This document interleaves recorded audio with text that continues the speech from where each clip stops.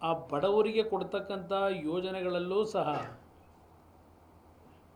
ಇವತ್ತು ಅವರ ಹೆಸರಿನಲ್ಲಿ ಹಣ ಲೂಟಿ ಮಾಡ್ತಕ್ಕಂಥ ಇಂಥ ಒಂದು ಕೆಲಸ ಏನು ನಡೀತಿದೆ. ನಮ್ಮ ಮುಖ್ಯಮಂತ್ರಿಗಳು ಪದೇ ಪದೇ ಏನು ಹೇಳ್ತಾರೆ, ನಾನೊಬ್ಬ ಹಿಂದುಳಿದ ಜನಾಂಗದವನು, ನಾನು 2ನೇ ಬಾರಿ ಮತ್ತೆ ಮುಖ್ಯಮಂತ್ರಿ ಆಗಿದ್ದನ್ನು ಸಹಿಸಲಾರದೆ ಕೆಲವು ವರ್ಗದ ಜನ ಇವತ್ತು ನನ್ನನ್ನು ಮುಗಿಸ್ಲೇಬೇಕು ಅಂತ ಹೇಳಿ ಹೊಟ್ಟೆ ಕಿಚ್ಚುಪಟ್ಟು ಆಪಾದನೆ ಮಾಡ್ತಾ ಇದ್ದಾರೆ ಅಂತಕ್ಕಂಥದ್ದನ್ನು ಪದೇ ಪದೇ ಹೇಳ್ತಾರೆ. ನನಗೆ ಇತ್ತೀಚೆಗೆ 2-3 ದಿವಸಗಳ ಹಿಂದೆ ಎಲ್ಲೋ ಬೆಳಗಾವಿಲಿ ಸಂಗೊಳ್ಳಿ ರಾಯಣ್ಣ ಅವರ ಒಂದು ಕಾರ್ಯಕ್ರಮದಲ್ಲಿ ಬೆಳಗಾವಿನಲ್ಲಿ ಒಂದು ಹೇಳಿಕೆ ಕೊಟ್ಟಿರೋದು, ಮತ್ತು ಇನ್ನೊಂದು ದಿವಸ ಮತ್ತೆ ಅದೇ ರೀತಿ ಇನ್ನೊಂದು ಹೇಳಿಕೆ ಕೊಟ್ಟಿರೋದು ಗಮನಿಸಿದ್ದೇನೆ.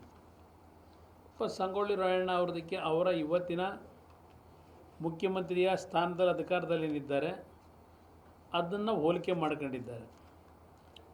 ಸಂಗೊಳ್ಳಿ ರಾಯಣ್ಣ ಅವ್ರಿಗೆ ಆದಂಥ ಒಂದು ಘಟನೆಗಳೇನಿದೆ ಅವತ್ತಿನ ಸ್ವಾತಂತ್ರ್ಯ ಪೂರ್ವದಲ್ಲಿ, ಸಂಗೊಳ್ಳಿ ರಾಯಣ್ಣ ಅವ್ರನ್ನ ಬ್ರಿಟಿಷ್ನರು ಹಿಡಿಯೋಕ್ಕಾಗಿರಲಿಲ್ಲ, ಸ್ವಪಕ್ಷೀಯರೇ ಸಂಗೊಳ್ಳಿ ರಾಯಣ್ಣ ಅವ್ರನ್ನ ಹಿಡಿದು ಅವ್ರ ಜೀವನ ಹಾಳು ಮಾಡಿದ್ದು ಅಂತಕ್ಕಂಥದ್ದನ್ನು ಪದೇ ಪದೇ 2-3 ಬಾರಿ ಹೇಳ್ಕೊಂಡಿದ್ದಾರೆ.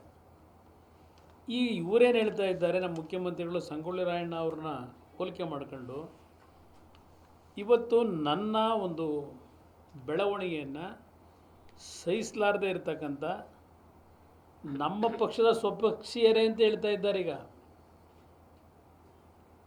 ಅವರೇ ಇವತ್ತು ನನ್ನನ್ನು ಮುಗಿಸ್ಲಿಕ್ಕೆ ಹೊರಟಿದ್ದಾರೆ. ಸಂಗೊಳ್ಳಿ ರಾಯಣ್ಣಗೆ ಆದ ಕತೆ ನನಗೂ ನಮ್ಮ ಸ್ವಪಕ್ಷೀಯರೇ ಮಾಡ್ತಾ ಇದ್ದಾರೆ ಅಂತ ಹೇಳಿ ಹೇಳಿಕೆ ಕೊಟ್ಟಿದ್ದಾರೆ.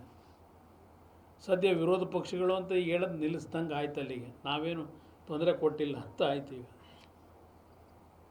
ಅವರೇ ಹೇಳಿರ್ತಕ್ಕಂಥ ಹೇಳಿಕೆ ಇದು. ಈಗ ಅವರು ಮಾಡ್ಕೊಂಡಂಥ ಕೆಲವು ತಪ್ಪುಗಳನ್ನು ವಿರೋಧ ಪಕ್ಷಗಳು ಬಯಲಿಗೆ ಎಳೆಯಕ್ಕೆ ಪ್ರಾರಂಭ ಮಾಡಿದ ಮೇಲೆ ಈಗಾಗಲೇ ಹೆಚ್ಚು ಕಡಿಮೆ 15-16 ತಿಂಗಳು ಮುಗಿಸಿದ್ದಾರೆ ಆಳ್ತಿಗೆ ಬಂದು. ಆಗೇನು ಅಡ್ವರ್ಟೈಸ್ಮೆಂಟ್ಗಳು ಕೊಟ್ಟಿದ್ದಾರಲ್ಲ, ಪರ್ಸೆಂಟೇಜ್ಗಳ ಬಗ್ಗೆ, ಅಧಿಕಾರಿಗಳ ವರ್ಗಾವಣೆ ಬಗ್ಗೆ, ಇಂತಿಂಥ ಒಂದು ಸ್ಥಾನಕ್ಕೆ ಇಷ್ಟಿಷ್ಟು ಹಣ ನಿಗದಿ ಮಾಡಿದ್ದಾರೆ, ಇದೆಲ್ಲ ಪೇಪರ್ ಅಡ್ವರ್ಟೈಸ್ಮೆಂಟ್ಗಳೇ ಕೊಟ್ಟಿದ್ದರು. ಇವತ್ತಿನವರೆಗೆ ಯಾವುದಾದ್ರೂ ಒಂದು ಪ್ರಕರಣದಲ್ಲಿ ಆ ಅಕ್ರಮಗಳ ಸತ್ಯಾಂಶಗಳನ್ನು ಹೊರಗಿಟ್ರ, ಈಗ ನಮ್ಮ ಮುಖ್ಯಮಂತ್ರಿಗಳ ಕುಟುಂಬದಲ್ಲಿ ಆದಂಥ ಒಂದು ಘಟನೆ ಯಾವಾಗ ಇವತ್ತು ದೊಡ್ಡ ಮಟ್ಟದಲ್ಲಿ ದೇಶದಾದ್ಯಂತ ಪ್ರಚಾರ ಪ್ರಾರಂಭ ಆಗಿದೆ, ನಾನು ಅದರ ಬಗ್ಗೆ ಈಗ ನಿಮ್ಮ ಮುಂದೆ ವಿವರಣೆ ಕೊಡಲಿಕ್ಕೆ ಹೋಗೋದಿಲ್ಲ. ಏಕೆಂದರೆ ಈಗಾಗಲೇ ನ್ಯಾಯಾಲಯದ ಮುಂದೆ ಪರ ವಿರೋಧದ ಎರಡೂ ಲೆಕ್ಕಾಚಾರದಲ್ಲೂ ವಾದ ಪ್ರತಿವಾದಗಳು ಎರಡೂ ಕಡೆಯಿಂದ ಮುಗಿದಿದೆ. ಮತ್ತೇನೋ ನಮ್ಮ ಅಡ್ವೊಕೇಟ್ ಜನರಲ್ ಅವರು ಮತ್ತು ಅವರೇನೋ ಸ್ವಲ್ಪ ಇನ್ನೂ ಕೆಲವು ಮಾಹಿತಿಗಳನ್ನು ನ್ಯಾಯಾಲಯದ ಮುಂದೆ ಕೊಡಬೇಕು ಅಂತ ಹೇಳಿ, ಮತ್ತು ಮುಖ್ಯಮಂತ್ರಿಗಳ ವಕೀಲರು ದೆಹಲಿಯಿಂದ ಏನು ಬಂದಿದ್ದಾರೆ ಅವರು ಸಹ ಏನೋ ಮತ್ತೆ ಇನ್ನೂ ಸ್ವಲ್ಪ ಮಾಹಿತಿ ಕೊಡಬೇಕು ಅಂತ ಹೇಳಿ ಸಮಯ ಕೇಳ್ಕೊಂಡಿದ್ದಾರೆ. 9ನೇ ತಾರೀಕು 12ನೇ ತಾರೀಕು ನಿಗದಿ ಆಗಿದೆ. ನಾನು ಅದರ ಬಗ್ಗೆ ಈಗ ಚರ್ಚೆ ಮಾಡೋದು ಅನಾವಶ್ಯಕ. ಈಗ ಆಲ್ರೆಡಿ ನ್ಯಾಯಾಲಯದ ಮುಂದೆ ವಾದ ಪ್ರತಿವಾದಗಳು ಮುಗಿದೋಗಿದೆ ಹೆಚ್ಚು ಕಡಿಮೆ. ಅಲ್ಲಿ ಏನೇನು ಘಟನೆಗಳಾಗಿದೆ ಹಲವಾರು ದಾಖಲೆಗಳನ್ನಿಟ್ಟೆ ವಕೀಲರುಗಳು ಇವತ್ತು ನ್ಯಾಯಾಧೀಶರ ಮುಂದೆ ಎಲ್ಲ ವಿಷಯಗಳನ್ನು ಪ್ರಸ್ತಾಪ ಮಾಡಿದ್ದಾರೆ. ನಾವು ಅದನ್ನು ಅಂತಿಮವಾಗಿ ನ್ಯಾಯಾಲಯದ ತೀರ್ಪಿಗೆ ಬಿಟ್ಬಿಡಬೇಕಾಗುತ್ತೆ. ನಾವು ಪದೇ ಪದೇ ಚರ್ಚೆ ಮಾಡೋದ್ರಲ್ಲಿ ಅರ್ಥ ಇಲ್ಲ.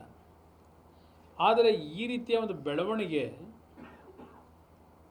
ರಾಜ್ಯದ ಮೇಲೆ ಆಗ್ತಕ್ಕಂಥ ಪರಿಣಾಮಗಳೇನು, ಅಭಿವೃದ್ಧಿಗೆ ಸಂಬಂಧಪಟ್ಟ ಹಾಗೆ ಏನೇನಾಗ್ತಿದೆ, ರಾಜ್ಯದಲ್ಲಿ ಸಂಪೂರ್ಣವಾಗಿ ಅಭಿವೃದ್ಧಿ ಅಂತಕ್ಕಂಥದ್ದು ಸ್ಥಗಿತಗೊಂಡಿದೆ.